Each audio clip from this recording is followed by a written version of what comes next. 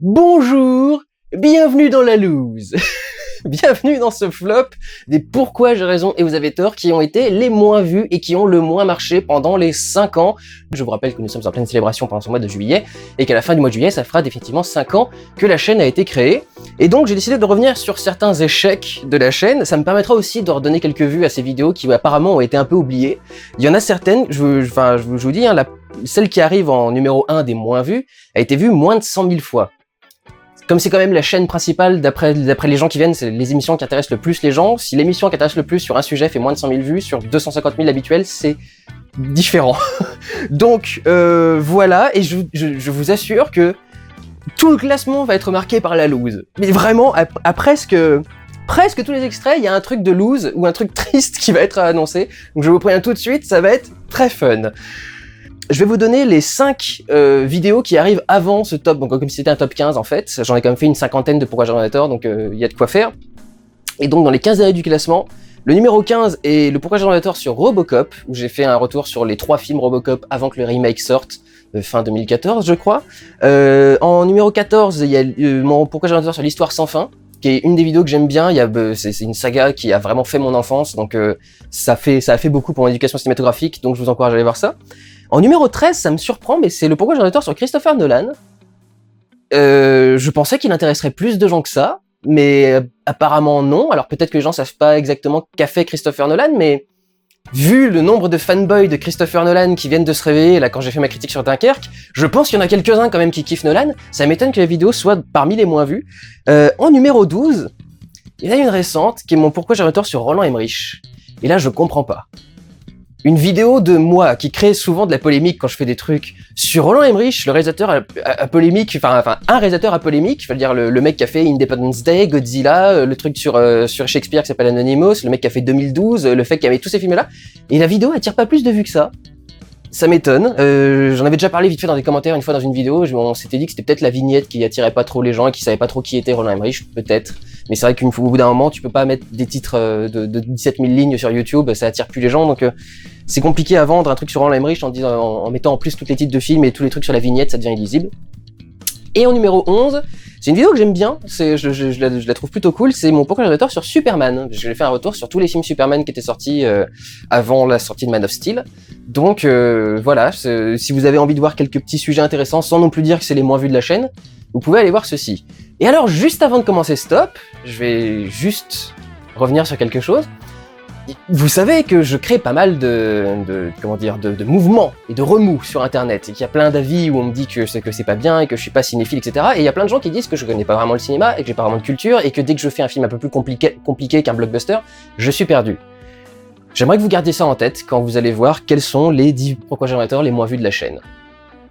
Je trouve assez rigolo que les vidéos qu'on me reproche de ne pas faire soient en vérité les vidéos que les gens ne vont pas voir.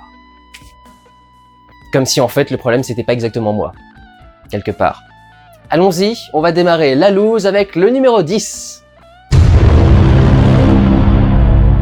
En numéro 10, avec 128 708 vues pour la première partie, c'est le pourquoi j'ai tort sur Jean-Pierre Jeunet qui est à cette position. Ce qui est rigolo, c'est que vous allez voir que j'ai fait que 3 pourquoi j'ai tort sur des réalisateurs français. Et le seul qui n'est pas dans ce flop, c'est celui sur Luc Besson. Et c'est un peu pratique de me désigner comme un fanboy de Luc Besson, et c'est tout, quand on va pas voir le pourquoi j'ai tort que j'ai fait sur Jean-Pierre Jeunet, qui a probablement encore plus inspiré mon goût pour le cinéma que Luc Besson. Luc Besson, ça a été un de mes premiers amours, une de mes premières révélations, mais un des mecs qui m'a fait des films qui régulièrement m'ont marqué, c'est Jean-Pierre Jeunet également. Donc c'est marrant quand même que celui-ci soit complètement oublié, et que on me prenne que pour le Besson fanboy, sans voir qu'il y en a d'autres que j'apprécie aussi. Vous me direz, ils sont assez proches, hein, Jeunet et Besson, mais quand même. Et alors pour aller dans la loose, le passage le plus vu dans la première partie est à 9 minutes 11, donc 9/11, et c'est un passage où je fais une blague sur le fait de risquer de faire une blague sur les juifs. Il aime les corps étranges, les nains, les géants, les vieux, les poches sous les yeux, les montagnes de muscles, les gros nez du jeune et brillant réalisateur, acteur, scénariste, producteur et toutes les autres casquettes de Mathieu Kassovitz. Putain, 2 doigts après, je disais le gros nez de juif, quoi. Voilà, le genre de blague qui est qui est sûr à sortir sur internet en ce moment. C'est pas du tout une époque où les gens s'énervent pour absolument que dalle et où ils comprennent pas les blagues, donc ils font des polémiques sur rien du tout. Donc c'est bien à sortir aujourd'hui. La deuxième partie a fait 96 538 vues. Le passage le plus vu dans cette deuxième partie est à 2 minutes 36. C'est le moment où je dis que les personnages dans les films de Jean-Pierre Jeunet règlent souvent leurs problèmes par une ironie du sort, c'est-à-dire que les méchants sont souvent atteints par leurs propres armes et par leurs propres moyens. Ce qui est intéressant à noter toujours, il y a tellement de films aujourd'hui qui oublient de gérer des enjeux et de te donner envie de voir le méchant mourir et des trucs dans ce genre-là, donc voilà, c'est intéressant quand même à noter. Et la partie 3, avec 79 747 vues, a sa partie la plus vue à 38 secondes au début, et c'est le moment où, assez méchamment je dois l'avouer, je parle du nombre d'entrées qu'a fait Dante 01, le film de Marc Caro, qui était l'associé de Jean-Pierre Jeunet dans ses premiers films, jusqu'à La Cité des Enfants Perdus, me semble-t-il, et qui a déjà commencé à partir un petit peu avec Alien Résurrection, et qui a fait son propre film de science-fiction à côté, qui était un des premiers films de science-fiction français, avec des moyens, etc. Tout le monde pensait que ça allait être génial. Au final, on a vu un truc, personne n'a compris ce que le mec essayait de dire avec le film, et le film a fait 46 000 entrées en salle. Je le reconnais, c'est parce qu'on me l'a souvent dit dans les commentaires, c'est pas très cool de dire que les films ont pas bien marché, parce que les films qui marchent pas sont pas forcément des mauvais films.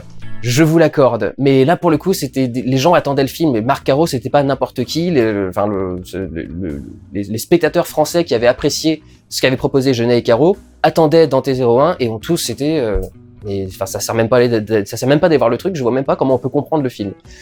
Donc voilà, ce qui peut être... Mais encore une fois, du coup, c'est de la loose, c'est un film qui échoue. C'est con. Passons au suivant de ce top, le numéro 9.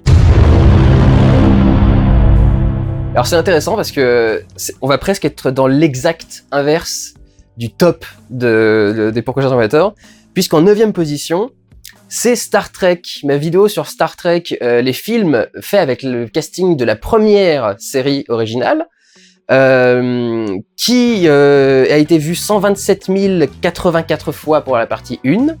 Et c'est marrant parce que vous allez avoir les deux parties sur Star Trek dans ce top. Je vous dis pas à quelle place est l'autre partie, mais c'est marrant de voir que dans le top il y a tous les trucs sur Star Wars et dans le flop il y a tous les trucs sur Star Trek. Genre vraiment les deux sagas qui n'arriveront jamais à fonctionner ensemble, quoi. Et le moment où Star Trek a eu un petit regain de force, c'est le moment où Star Wars est revenu, donc du coup Star Trek est reparti dans l'oubli. Tu fais merde, putain, encore une fois c'est la saga intelligente qui marche pas. Bon, c'est vrai que les remakes ont des trucs à redire, on verra bien. Mais pour ce qui est de la partie qui est... Donc encore une fois la loose, encore une fois Star Trek n'arrive pas à réussir par rapport à Star Wars, alors que pourtant Star Trek propose des trucs beaucoup plus profonds et construits et intéressants que Star Wars. Même si, comme ils ont moins de budget, c'est souvent plus ridicule dans la façon de le représenter. Le passage le plus vu est à 1 minute 48. Et c'est assez intéressant parce que c'est quand je décris la série originale de Star Trek et ce qu'elle a apporté d'intéressant dans le milieu de l'époque. Et c'est le passage précis où je dis que le casting semblait être un casting d'alien, mais au sens propre du terme en anglais. Je sais pas si vous savez, mais en anglais, alien, ça veut dire un étranger. Mais en général, ça veut pas forcément dire un alien, ça veut dire un étranger, quelqu'un qui vient pas de chez nous. Les Mexicains, qui vont illégalement aux États-Unis et que Trump a envie de faire brûler sur des croix, sont appelés des illegal aliens, des étrangers illégaux, enfin des immigrants illégaux. Et l'extrait va jusqu'au passage où je dis que c'est une des séries qui a démocratisé les relations mixtes et qui a montré le premier baiser mixte à la télévision américaine à l'époque. Vu comme ça, tout cela n'a l'air de rien. Et pourtant, avec un casting pareil, Star Trek se présentait, au sens propre, comme un alien dans le paysage télévisuel américain. Rendez-vous compte, en 1966, proposer dans un équipage un officier russe en pleine guerre froide et un officier asiatique en pleine guerre du Vietnam, tous les deux décrits de façon positive et non comme des ennemis. Nichelle Nichols était la première femme afro-américaine à occuper un rôle aussi important à l'époque. Et le scandale fut provoqué par l'épisode 10 de la saison 3, lorsque fut diffusé le premier baiser impliquant un homme blanc et une femme noire dans une fiction. Mais nous allons très vite retomber dans la loose, n'est-ce pas, puisque la partie 2... Alors déjà, ça c'est un truc que je comprends pas. Enfin, si je comprends plus ou moins. J'avais eu des bugs à certains moments dans d'anciennes vidéos. Ça m'arrivait des fois que je me rende compte, après avoir sorti la vidéo, qu'il y avait un bug genre à la partie 2 sur 3. Donc je supprimais la partie 2 en ligne et je la réuploadais, mais du coup, dans la listing, la partie 2 arrive en dernier, avant la 3. Et apparemment, les gens s'en foutent de voir quel ordre le truc de se lire, puisque la partie 3 a 1000 vues de plus que la partie 2. Donc les gens ont plus regardé la fin que le milieu. Mais pour ajouter à la loose, les parties 2 et 3 sont toutes les deux bloquées dans certains pays. Alors généralement c'est les pays allemands. Et des fois ça va être des pays précis, genre Amérique latine, des trucs dans ce genre-là. C'est toujours compliqué les problèmes de contenu avec YouTube, parce que en fonction de quelle succursale de la boîte a signalé votre vidéo, vous n'aurez pas le même blocage. C'est-à-dire que des fois vous aurez juste des blocages dans certains pays, des fois vous aurez des blocages dans le monde entier, des fois vous aurez des blocages juste dans un truc. Enfin, c'est toujours un bordel YouTube, donc c'est très compliqué. Toujours est-il que la partie 2 du coup a fait 79 214 vues. Oula non! Oula, il y a beaucoup plus d'écart. Pardon. Il y a 79 214 vues pour la partie 2 et 105 644 pour la partie 3. Donc il n'y a pas 1000 vues de différence, il y a 21 000 vues de différence. Ou 20 000. C'est énorme. 20 000 vues de plus sur la troisième partie que sur la deuxième. Je suis désolé, du coup j'ai pas calculé, mais enfin j'ai mal calculé. Mais ouais, il y a 20 000 vues d'écart entre les deux, et c'est la partie 3 qui est plus vue que la partie 2. Donc incompréhensible. Et pour donc aller dans la loose, le passage le plus vu dans la partie 2 est à 9 minutes 40. C'est le passage où je dis que les épisodes de Star Trek décrivent les humains aujourd'hui comme une race primitive.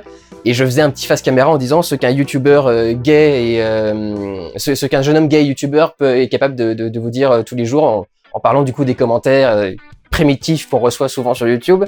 Donc du coup c'est de la loose. Et il y a en partie 2, c'est le partie basse plus Spock. Si vous savez, c'est quand il y a Spock qui fait Live Long and Prosper dans le remake de J.J. Abrams, et que quand il s'en va, t'as la basse qui arrive qui fait tonk tonk tonk. Qui est très spécial du coup dans le renouveau de Star Trek, qui est pas passé auprès de certains fans, mais qui est bizarrement la formule qui a fait que Guardians of the Galaxy marche super bien. Et pour rester dans la loose, bah, malheureusement Spock n'est plus des nôtres, donc voilà, Leonard Nimoy nous a quittés depuis que cette vidéo est sortie, donc une belle loose. Passons au suivant, numéro 8. Et le 8e vlog le moins vu de ce connard de Durandal qui est incapable de comprendre un cinéma d'auteur intelligent et avec quelque chose à dire, est occupé par le Pourquoi j'attends d'auteur sur Sofia Coppola, qui a donc fait 126 146 vues pour la partie 1. Je trouve vraiment que c'est très intéressant de voir ce genre de choses, de voir que j'ai fait un Pourquoi j'attends d'auteur sur Sofia Coppola, pas mon plus indigeste en plus, parce que c'est ni le plus long, ni le plus compliqué à comprendre. Je pense que j'ai réussi à être plutôt à bien vulgariser le côté auteur de Sofia Coppola et ce qu'elle montrait, ce qu'elle faisait d'intéressant dans ses films. Il y a peu de films, il y en a que 4, donc c'est marrant de voir quand même que on me traite de mec qui est incapable de comprendre un cinéma d'auteur et on va pas voir mes vidéos sur les auteurs. En tout cas beaucoup moins que les autres. Il y a 50 000 à 100 000 vues d'écart entre une vidéo sur Sofia Coppola et une vidéo sur Star Wars 7. Donc c'est facile après de dire que je suis le mec qui parle que des blockbusters, qui comprend rien en dehors de ça, si on va pas voir les vidéos où je parle du reste de ce qui n'est pas un blockbuster. C'est quand même dingue, quoi. Donc c'est pour ça que je vous dis ce top c'est un peu la loose, quoi. C'est le passage le plus vu dans la partie 1, bah d'ailleurs c'est même pas l'un des passages les plus analystes et les plus intéressants, mais c'est pas grave, il y en a quand même plein qui sont vus, mais je dis juste que c'est le plus vu et c'est celui qui fait rigoler. C'est quand à 1 minute 36 je dis que on ira voir The Bling Ring pour le casting. Un sujet qui en aura peut-être rebuté certains d'entre vous, et à quelques jours de la sortie de The Bling Ring, que vous irez sans doute voir parce que c'était l'occasion idéale, pour ceux qui ne l'auraient pas encore fait, de se plonger dans les films de Coppola, et qui sait peut-être de vous découvrir une passion pour un cinéma auquel vous ne seriez pas senti attiré à la base. Et alors les sujets de Sofia Coppola évoquent régulièrement la loose, puisqu'il y a souvent des personnages dépressifs, des personnages qui ont des problèmes, etc. Mais la loose va vraiment être atteinte pour moi par la partie 2 de cette vidéo, puisqu'elle a fait 89 718 vues, et le passage le plus vu à 1 minute 29, c'est quand je me suis mis à mettre des images subliminales de Cléo, ma chatte qui est décédée l'année dernière, qui est juste au-dessus de nous à l'heure actuelle, pour ceux qui ne seraient pas au courant, ça c'est son urne.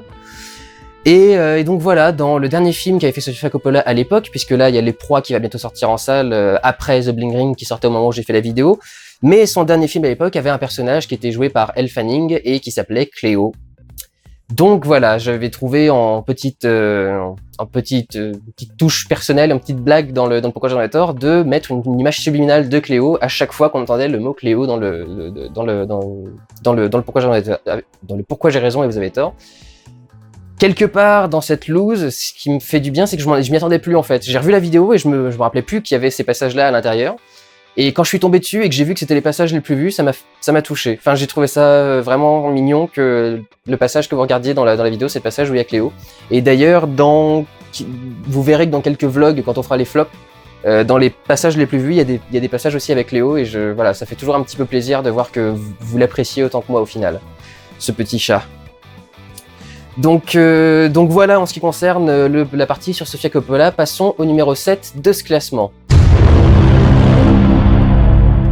Et on continue dans la loose, puisque numéro 7, c'est mon Pourquoi j'ai raison, vous avez tort sur My Movie Project, Movie 43 en version originale.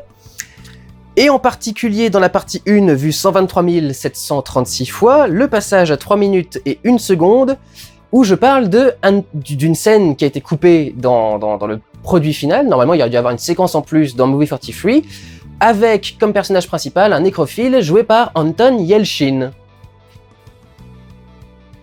qui est mort à 26 ou 27 ans, enfin extrêmement jeune. Ce pauvre Anton Yelchin qui jouait Tchekhov dans Star Trek est mort écrasé contre le mur de sa maison par sa bagnole dont les freins ont lâché et qui l'ont écrasé entre... Enfin, la loose, enfin le truc est horrible à passer un extrait avec ce mec-là. En plus, je suis en train de parler du fait que le mec soit censé jouer un nécrophile. Donc c'est tellement horrible que voilà, passons-le très vite. Un segment supprimé devait narrer l'histoire d'un nécrophile joué par Anton Yelchin. Si quelqu'un me le trouve, eh ben je le regarderai, logique. Et quand il n'y a plus de loose, il y en a encore, puisque la partie 2, avec ses 95 004 vues, contient, pour passage le plus vu, celui à 6 minutes 53, tout le passage où j'explique que les acteurs devaient forcément être ouf dans ce film, parce que il faut que certains d'entre eux jouent la réception de la phrase « Je vais te faire un suçon sur le vagin » comme étant l'équivalent de « Je t'aimerai jusqu'à la fin de mes jours et tu es la femme de ma vie ». Facile à placer dans une vidéo comme ça, très pratique. Et enfin, pour terminer dans la loose, les deux parties de ce Pourquoi j'avais tort sont strikées dans certains pays, donc il est possible que si vous êtes en Suisse, en Belgique ou des trucs dans ce genre-là, vous n'ayez pas accès à ce Pourquoi j'ai raison et vous avez tort là, ce qui est quand même dommage. Ça m'ennuie en plus que ce Pourquoi j'avais tort soit pas très vu, parce que c'est justement un projet très particulier à comprendre, qui, à cause de son casting, peut facilement passer pour un espèce de fantasme de studio, un blockbuster un peu délirant, et c'est ce que je disais dans la vidéo, le casting a induit en erreur les gens, parce que c'est avant tout une expérimentation assez délirante, c'est de la parodie comme on n'en faisait plus vraiment au cinéma depuis assez longtemps, donc c'était vraiment ultra osé comme projet de film, et c'était vraiment intéressant à faire, et malheureusement, enfin le truc c'est heurter un public qui n'était pas son public et qui n'était pas fait pour lui. Quelque part, symboliquement, c'est un peu ce qui arrive dans certaines de mes vidéos et dans certaines de mes déclarations. Mais bon. Donc voilà, c'est con que la vidéo soit pas un peu plus vue. Je trouve que c'est un film vraiment intéressant parce qu'il propose plein de trucs assez ouf. Comme il justement s'amuse à retourner les codes, ça permet aussi d'expliquer plein de codes. Je veux dire, tout le passage sur Beazle qui retourne les codes du film d'horreur, je les trouve vachement intéressants à voir. Ce qui est intéressant aussi à voir, c'est d'ailleurs que ce segment dont je vous parle, Beazle, a été réalisé par James Gunn, le réalisateur des Gardiens de la Galaxie, qu'aujourd'hui je ne peux plus supporter, parce qu'en fait je viens de comprendre sa technique en refaisant un petit retour justement sur des vieux trucs. Sa technique, c'est de prendre un style et de systématiquement retirer ce qui fait l'attrait du style.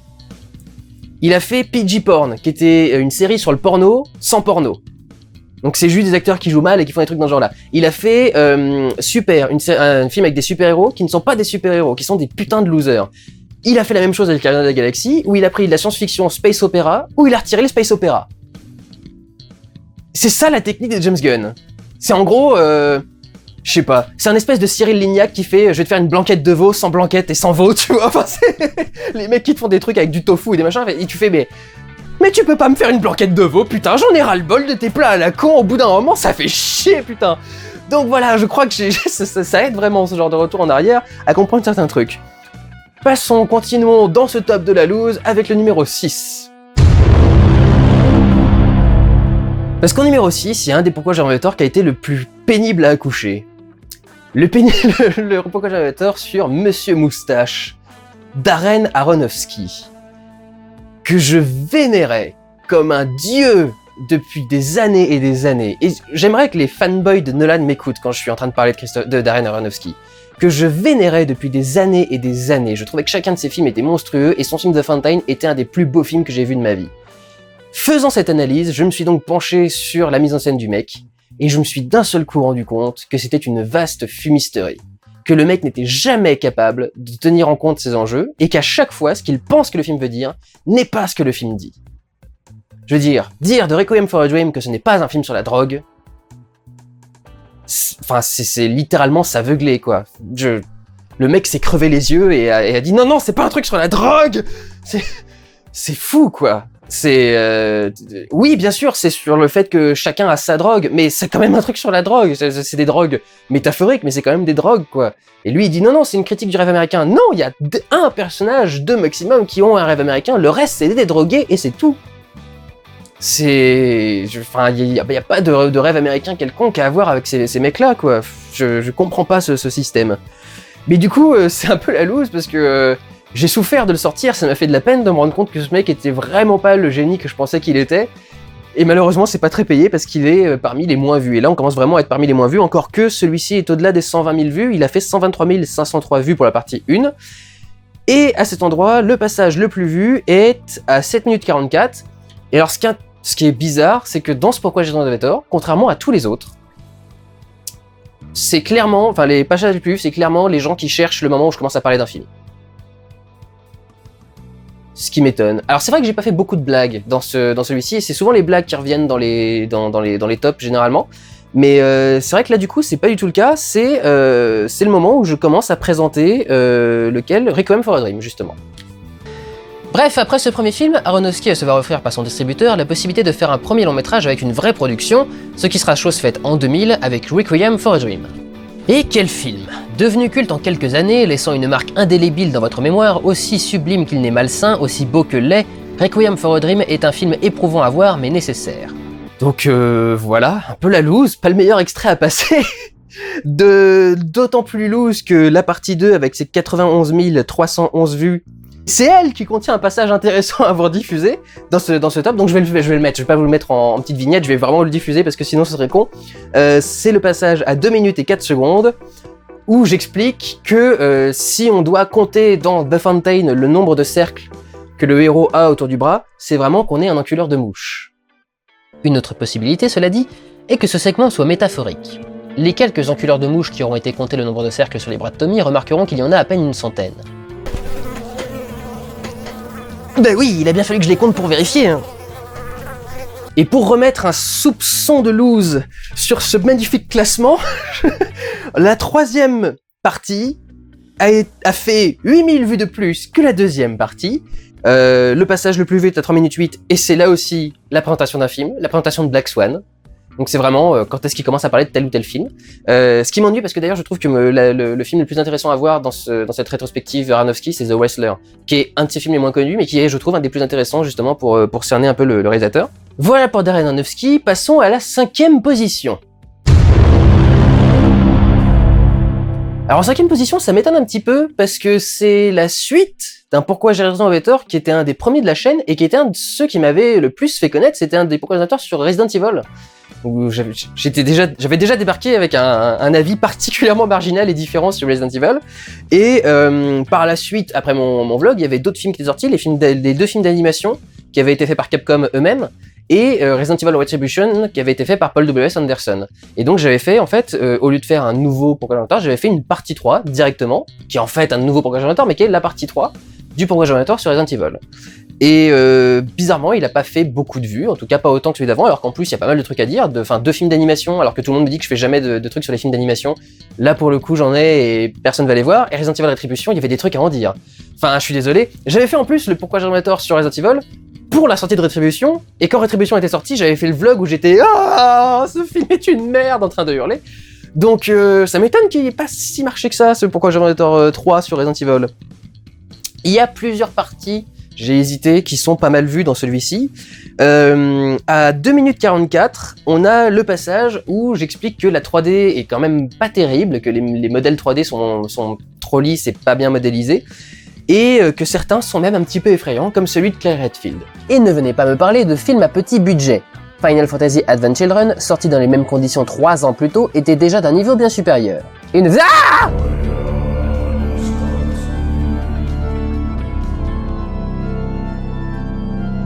Le deuxième passage est à 4 minutes 40 et cette fois-ci c'est un petit sketch et c'est un petit sketch que j'aimais bien parce que c'était pas le truc le plus facile à faire mais j'avais trouvé comment le faire assez rapidement. C'est à 4 minutes 40, le moment où je fais une petite blague sur la relation connue et depuis longtemps tumultueuse entre Leon S. Kennedy et Ada Wong dans les jeux et les films Resident Evil.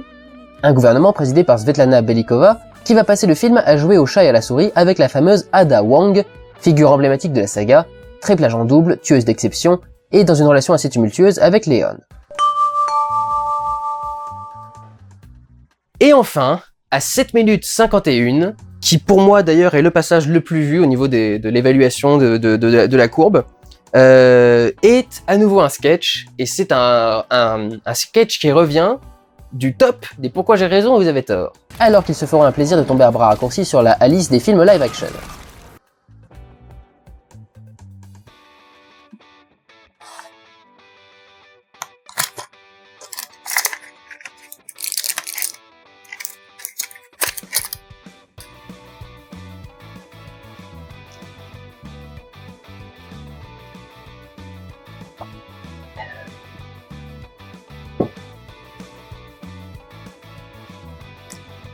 Et puis est arrivé Resident Evil Retribution.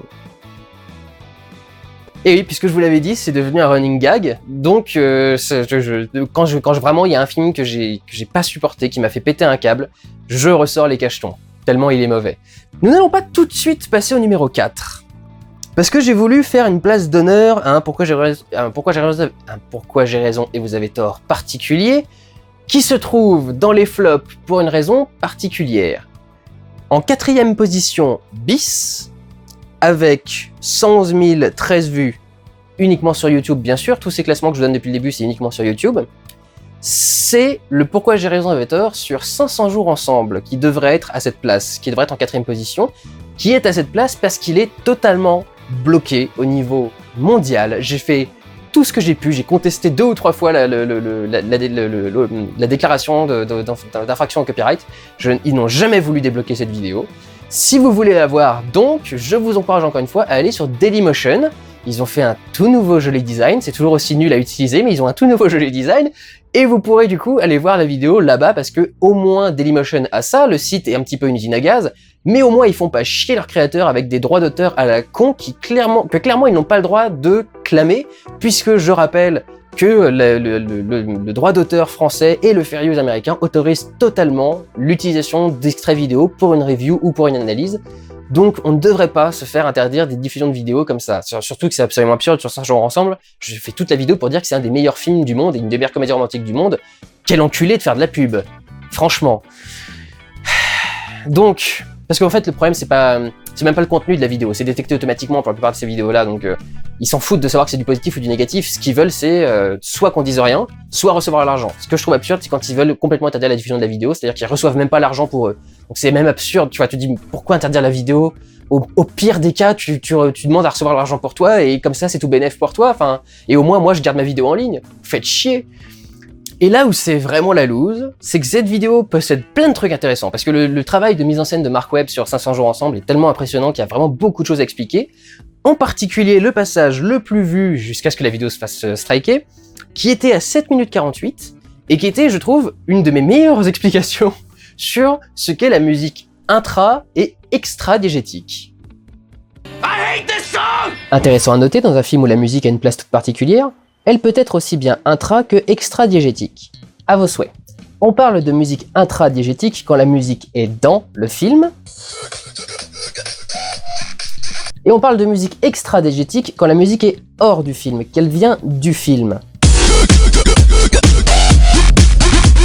Et alors d'ailleurs, au passage, pour ceux qui savent, il y a un gif à faire avec cette position. Quand je suis en train de faire poum poum poum poum poum, je suis en train de danser, je trouve le truc très très bien. Et d'ailleurs, si vous allez voir les scènes ratées, enfin les prises ratées de ce Pourquoi j'ai raison, vous avez tort, vous verrez qu'en fait, c'était pas prévu à la base. À la base, je pensais faire une coupe et passer au film et montrer la musique dans le film. Et je me suis mis à écouter la musique en fait pour la tester. Et quand je l'ai testée, je me suis retourné vers la caméra et j'ai fait en train de battre de la tête. Et quand j'ai repris le truc, je me suis dit putain c'est parfait, ça dure pile poil le truc de la musique, je vais le mettre dans mon montage finalement au lieu de le zapper et au lieu de montrer autre chose. Je trouve que ça rend bien et ça fera un petit truc rigolo. Voilà en ce qui concerne cette place d'honneur dans ce flop de la loose. Retournons à la loose avec le numéro 4. Et au numéro 4, avec 106 817 vues sur la première partie, c'est mon Pourquoi j'ai raison avait tort sur Michel Hazanavicius. Encore une fois, tu te dis putain, t'essayes quand même d'aller chercher des mecs sur lesquels personne n'a vraiment fait de travail, que personne n'a vraiment analysé, avec des sagas de films que tout le monde connaît, genre OSS 117, et un film comme The Artist.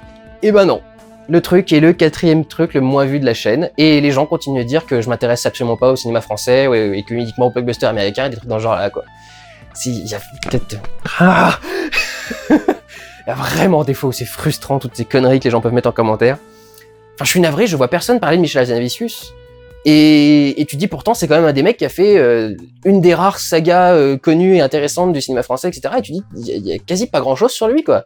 Donc je trouve ça emmerdant quand même que ce soit pas très vu. Le passage le plus vu dans la première partie est à 8 minutes et 16 secondes. Et c'est le moment où j'explique... Alors c'est un truc intéressant. Je parle du détournement qui a en grande partie défini Michel Hazanavicius, que Michel Hazanavicius a en partie défini avec son collègue Mesret, où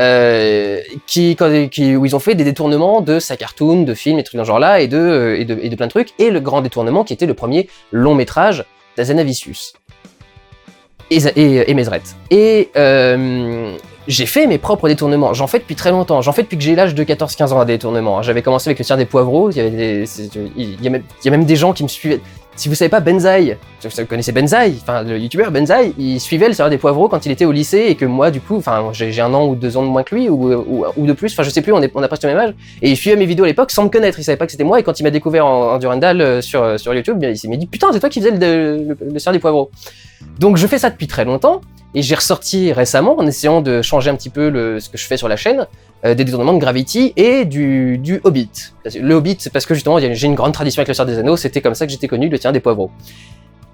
Et t'as régulièrement des commentaires sur les détournements qui font l'humour pipi caca, on dirait un truc d'adolescent, c'est pas drôle. Et donc tu dis, j'essaye à chaque fois de leur répondre, allez voir mon Pourquoi j'ai raison avait tort sur Michel Hazanavicius, dans la première partie, au timecode, je peux maintenant vous le dire, 8 minutes 16, où je parle du style d'humour qui est utilisé pour les détournements. L'humour de Canal+, à mi-chemin entre le génie pur et la connerie profonde, permet de prendre le moindre élément du film pour le tourner en dérision. Un personnage en plein air qu'on ne cadre pas en dessous de la taille, et ben il fait pipi. Une pichenette de poussière qui s'envole, et ben il a pété. Toute la base, c'est d'infliger à des personnages adultes un comportement totalement infantile. Ils s'insultent à la moindre occasion. C'est quoi ça? Oh, on va te faire foutre. Et de préférence, si c'est totalement gratuit. Très bien, puisque vous ne voulez pas m'aider, allez vous faire enculer. Le script baigne globalement dans un humour absurde, ce qui lui permet de mélanger toutes les sources possibles. Nous, on risquait notre vie contre les animaux préhistoriques par tous heures de droite. De tirer avantage d'un plan en principe immontable avec un euphémisme. Je crois bien que j'ai pris froid. De s'autoriser un décalage entre la nature de la phrase et la façon de la prononcer. On va manger des chips. Entre le personnage qui parle et sa voix. Ce bordel, c'est qu'il pleut comme vache qui pisse! Ou encore de jouer avec n'importe quelle idée visuelle. Top, qui suis-je? Je suis un animateur de France 3, je suis déguisé en noir. Mon émission passe tous les soirs à 18h35, je pose des questions à des champions, je suis... Tu es Julien Lepers, c'est ça? Oui, c'est ça, je suis Julien Lepers. C'est le principe du détournement. C'est l'art du détournement, c'est de donner à des personnages adultes, intelligents dans des films sérieux, des dialogues d'idiots, d'adolescents et de mecs ultra vulgaires. C'est là que se crée le décalage, entre les belles images bien filmées et d'un seul coup les conneries qu'on raconte. Et c'est ce qu'il y a d'intéressant dans le détournement. Tu le fais forcément pour avoir un truc un peu rigolo et un peu bas de plafond, parce que y a pas 36 façons de détourner quelque chose qui existe déjà, que tu peux pas modifier vraiment, tu peux pas le retourner. C'est pas comme si tu retournais une scène parodiée, tu vois. Au niveau de la deuxième partie, la première partie la plus vue est à 3 minutes 32. C'est le moment où j'explique la nuit américaine. Comment est-ce qu'on fait une nuit américaine et le fait qu'ils aient utilisé des nuits américaines dans SS-117 pour reproduire le style des films de l'époque. Et le deuxième passage le plus vu de cette partie 2, qui d'ailleurs a fait 89 062 vues, c'est un passage que j'aime beaucoup parce que je me le repasse souvent parce que je le trouve étonnamment réussi. Je m'attendais pas à réussir à ce point-là à jouer ce genre de truc. C'est la toute fin du truc qui devrait plaire à mes haters puisque je me prends un coup de poing dans la gueule. Vous savez que j'ai raison et que vous avez... Arrêtez! C'est toi, arrêtez! J'aime me battre. Donc voilà, je trouve cette fin très bien faite et je m'étonne qu'elle n'ait pas été plus vue. Je remarque d'ailleurs que c'est la première vidéo où quelqu'un d'autre que moi est inclus dans la vidéo. C'est un pote à moi qui s'appelle Kevin et à qui je passe un petit coucou. Et je le remercie encore une fois d'avoir joué la doublure pour ce petit sketch de fin. Suivant, numéro 3. Ah, Durandal, il parle que de cinéma américain, de blockbuster et d'Hollywood, et il est incapable de comprendre autre chose. En troisième position, avec 100 639 vues, c'est le pourquoi j'ai raison et vous avez tort, sur la saga d'horreur hongkongaise The Eye, réalisée par les frères Danny et Oxy Bang, dont j'ai analysé les 3 films hongkongais, et le remake américain, réalisé par 2 Français, David Moreau et Xavier Palu. Donc voilà, encore une fois, on m'accuse d'avoir des sujets limités, mais à chaque fois que je fais une vidéo sur un sujet autre que mes sujets généraux, la vidéo est ignorée. Elle peut être en partie ignorée parce que certaines de ces parties ont été bloquées dans certains pays. Ce qui d'ailleurs, j'ai oublié de le dire, était aussi le cas de la partie 3 de Resident Evil. C'est peut-être aussi pour ça qu'elle est pas très loin. Donc c'est peut-être aussi pour ça qu'elle a fait pas beaucoup de vues, mais quand même, c'est un petit peu ennuyeux. Dans cette première partie, le passage le plus vu est à 6 minutes et 43 secondes. Et c'est... je crois que je sais pourquoi. Allons-y. Pour chercher de nouvelles peurs pas encore exploitées dans le cinéma d'horreur, les frères Pang avaient une idée originale. Ouvrir un site internet et demander aux gens de venir y déposer leurs témoignages sur leurs expériences paranormales. C'est ainsi par exemple qu'est arrivée cette scène sur l'autoroute où Moon est interloqué par cet homme qui reste debout immobile en plein milieu de la route. Alors pour le coup, on va complètement dans la thématique de la loose parce que j'ai loupé le plan que je voulais faire. C'est-à-dire que je voulais faire un truc un peu plus proche de Silent Hill que The Eye presque en fait. Et du coup, j'avais donc décidé de mettre ce fantôme en fond d'écran. Nu pour être surprenant parce que c'était, mais il était pas nu d'ailleurs, j'étais juste en t-shirt, enfin sans t-shirt, mais surprenant parce que je l'ai donc mis de dos et ce que je voulais faire c'était lui donner des mouvements irréalistes, des mouvements un peu saccadés en fait. Je vais vous les montrer là, ça va marcher, je vais vous expliquer pourquoi ça marche pas dans l'autre. Je voulais faire ça. Et la raison pour laquelle j'ai pas pu le faire et pour laquelle ça rend pas bien, c'est que j'avais pas tilté qu'avec la luminosité aussi réduite, on allait voir très peu de l'épaule et surtout qu'on n'allait pas trop voir les traînées des moments où je suis en train de trembler comme ça sur moi-même. Et du coup, on a l'impression que je suis en train de faire l'amour au mur. Je sais que c'est l'impression que vous avez parce que j'ai lu les commentaires et il y en a plein qui ont mis ça dans les commentaires en disant le fantôme qui est en train de baiser le mur, un truc de genre là. Et oui, du coup, j'ai raté mon incrustation, ça aurait dû être un peu plus flippant que ça en principe. Donc voilà, la loose. Le passage le plus vu, c'est le passage où je me suis gouré, quoi. En partie 2, l'un des premiers passages les plus vus, c'est à 48 secondes. Je vais vous le passer parce que je le trouve très bien aussi. C'est le passage où j'explique que dans un remake américain, l'héroïne ne peut pas, enfin les personnages ne peuvent pas avoir de défauts, ne peuvent pas avoir de problèmes, il n'y a pas d'erreur, de machin. Et en particulier, quand ils sont aveugles, ils sont mieux aveugles que n'importe qui, ce qui peut donner ce genre de scène. Mais c'est une super aveugle qui entend tout aussi bien que Superman, qui sauve les gens d'accidents dangereux et en plus te sort un one-liner digne de David Caruso. Oh shit, thanks. I didn't even see that. Neither did I. Et d'ailleurs, comme vraiment la vidéo est pas très vue, je vais aussi vous diffuser le troisième extrait le plus vu dans la partie 2, qui est à 4 minutes et 6 secondes. Et c'est le passage où je compare justement la subtilité de la mise en scène de la version asiatique et ce que ça a donné dans le remake version américaine, rempli de jumpscares partout. Le film en a foutu partout. Regardez avec quelle subtilité glauque le film nous rappelle, quand Moon va en Thaïlande retrouver la famille de sa donneuse, qu'elle voit des fantômes. Et regardez comment le remake... Ah putain! Mais à quoi ça sert, bordel? Et la deuxième partie avait fait 85 210 vues. Passons au numéro 2. Et c'est le retour de la loose pour la saga Star Trek, puisque cette deuxième place, avec ses 99 302 vues, c'est le présentateur sur Star Trek The Next Generation, donc toute la partie avec le nouveau casting où Patrick Stewart joue le capitaine Jean-Luc Picard, et où du coup on a eu 5 films 4 ou 5 films qui ont essayé de prendre la relève de la série originale et des acteurs originaux. Ce qui est amusant d'ailleurs, c'est que dans la première partie, le passage le plus vu est le passage à 4 minutes 26, où je reparle justement d'un des acteurs originaux. Le film commence sur l'inauguration d'un nouveau vaisseau par l'équipage de la première génération, le capitaine Kirk en tête. Pardon, les capitaines Kirk, puisqu'ils sont manifestement plusieurs dans ce corps désormais. Et finalement, c'est pas mal que ce soit lui, parce que du coup, dans la partie 2, qui a fait 82 386 vues, la partie la plus vue a pas vraiment de rapport avec Star Trek lui-même, donc c'est un petit peu moins intéressant, mais bon, si je l'ai mis dans la vidéo, c'est que je trouvais ça intéressant à dire quand même, hein. Mais je trouve ça moins intéressant que ce soit un des passages les plus vus. C'est le passage où je fais une petite blague sur le fait que Tom Hardy joue un personnage lié à Patrick Stewart dans Star Trek Nemesis, le dernier, le 9e. Mais ils apprennent rapidement que Shinzon n'est pas un Rémien, mais un clone du capitaine Picard qu'il a attiré dans un piège. Et oui, le clone est interprété par un tout jeune Tom Hardy aux dents pourries. Ce qui veut dire que Patrick Stewart est le clone de Bane dans The Dark Knight Rises. Et donc pour finir sur Star Trek, c'est dommage en général que ces deux vidéos soient moins vues, parce que justement c'est pour ça que j'ai fait des vidéos dessus, c'était pour dire oui, vous connaissez tous Star Wars, c'est très bien, est-ce que vous êtes au courant que Star Trek a proposé tellement de choses intéressantes, et voilà ce que ça vous a proposé d'intéressant pendant des années, quoi. Donc je trouve ça dommage que ces vidéos-là soient pas très vues. C'est embêtant en plus parce qu'il y en a certaines qui sont bloquées, là, la partie 2 en particulier est bloquée dans certains pays. Donc voilà, il y a des gens qui peuvent vraiment physiquement pas y accéder, et c'est un petit peu emmerdant. Parce qu'il y a vraiment beaucoup de choses intéressantes à voir dans ces films-là, beaucoup de grands thèmes de science-fiction, et quelque chose d'intéressant aussi à voir en termes de mise en scène et en termes de réalisation. Passons enfin à la loose ultime avec le Pourquoi j'ai raison tort le moins vu. Numéro 1.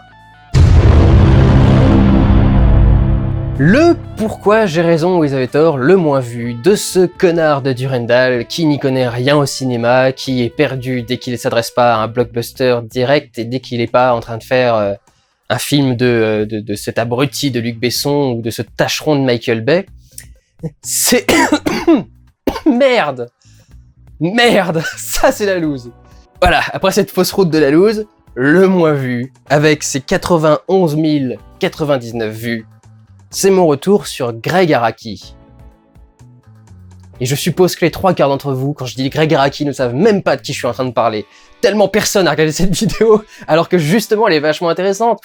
Greg Araki, c'est un réalisateur indé américain, qui évidemment s'est rapproché un peu des studios par la suite, mais toujours des studios beaucoup plus restreints, indépendants. Des studios français d'ailleurs, il a été produit par Wild Bunch, il a été produit par UGC en France. C'est vraiment un auteur fascinant pour moi, parce que justement pour moi il mélange un cinéma accessible et un cinéma d'auteur.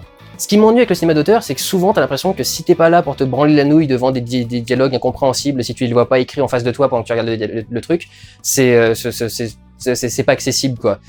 Quand t'as un mec qui arrive à te mélanger un rythme d'auteur, des thèmes d'auteur, et en même temps du fun, et se lâcher complètement et faire un vrai délire vraiment appréciable, ça c'est vachement intéressant à analyser, d'autant plus intéressant quand le mec a à la base dans ses inspirations un mec comme Godard, qui d'accord a été connu pour envoyer chier les règles, mais pas pour être le mec le plus fun du monde non plus, quoi. Enfin, je suis désolé, vous regardez Alphaville avec cette espèce de cancéreux qui te fait la narration pendant tout le truc, ça c'est noir et blanc et tout le bordel, enfin y a rien qui vous inspire la joie de vivre non plus dans ce truc-là. Un film de Greg Araki, c'est ça qui est intéressant, quoi, c'est que c'est en même temps indépendant et barré dans un truc très extrême, et en même temps fun et intéressant à regarder, quoi. Donc c'est vraiment du film d'auteur accessible, sympa à voir, et au niveau de l'analyse, je trouve que ça donne des choses intéressantes. Donc ça m'énerve que ce truc-là soit pas vu, quoi. Pour moi, c'est un de mes meilleurs Pourquoi j'ai raison tort, ce truc sur Greg Araki. C'est un des sujets que j'ai eu le plus de plaisir à aborder, c'était tellement varié, tellement différent à chaque truc. Qu'est-ce que ça me gonfle que ça ait pas plus de vues que ça, quoi. C'est le moins vu de la chaîne. Il y en a d'autres qui... Je sais pas lequel mériterait d'être le moins vu d'ailleurs. En y repensant, essayons de... je vais essayer de vous faire une vidéo sur ceux que moi je préfère et que moi je déteste.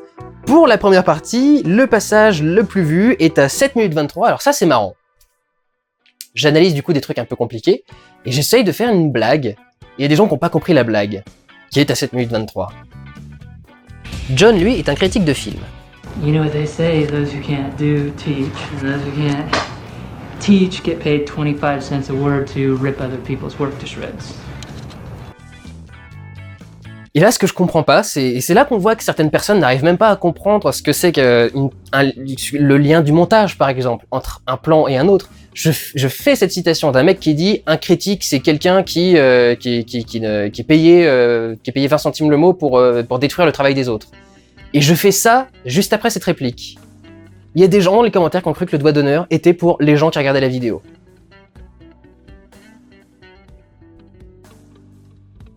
Ça se voit pas que je fais le doigt d'honneur clairement à la phrase que je viens de mettre dans le montage, qui dit que les critiques sont des mecs qui sont là que pour dire du négatif, parce qu'ils ont échoué, parce qu'ils sont pas assez doués. Enfin, qu'est-ce qui est pas compréhensible dans cet enchaînement d'images? J'ai du mal à saisir. En partie 2, en partie 2, avec ses 68 628 vues, le passage le plus vu est à 2 minutes 48.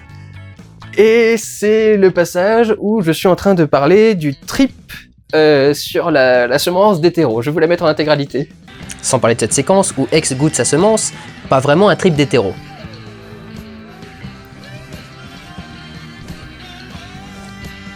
T'attends quoi là? À chaque fois que je fais des généralités, il y a une cinquantaine de mecs qui viennent m'incendier en me disant « Eh, moi je fais partie de ce groupe et je fais pas comme t'as dit. » Et j'attends de voir combien d'hétérosexuels vont venir me dire qu'ils ont goûté leur sperme.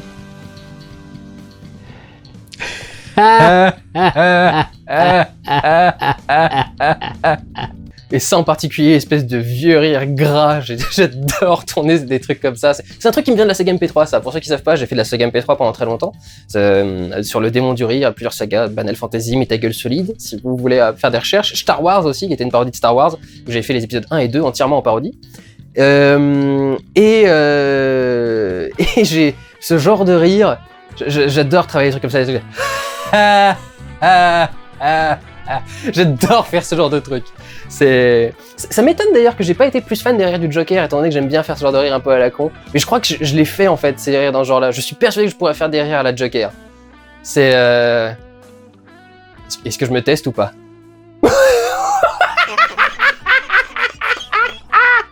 Ça a l'air à la Joker, ça, non?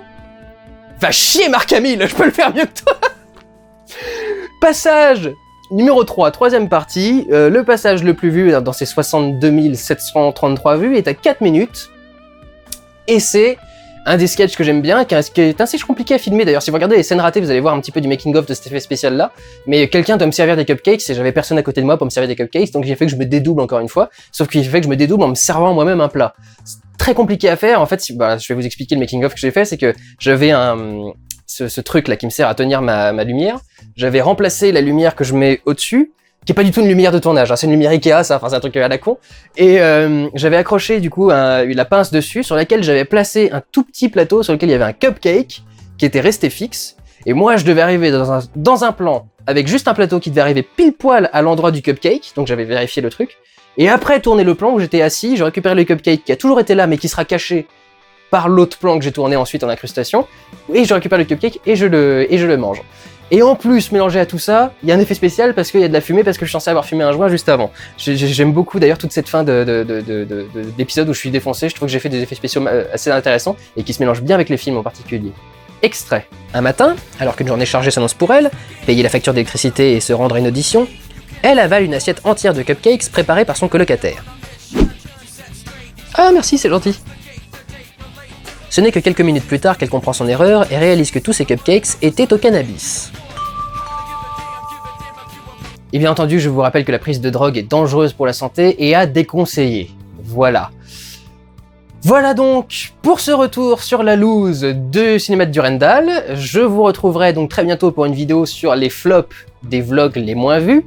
Et donc je suis en train d'essayer de voir une série de vidéos à vous sortir dans le courant de l'été sur un retour sur effectivement l'expérience de la chaîne. Et quelques petits trucs, quelques petites anecdotes à vous donner. Donc voilà, j'ai quelques petits projets à voir et à vous sortir.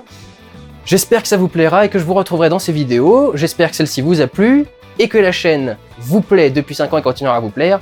Prenez soin de vous, allez voir des films. Ciao!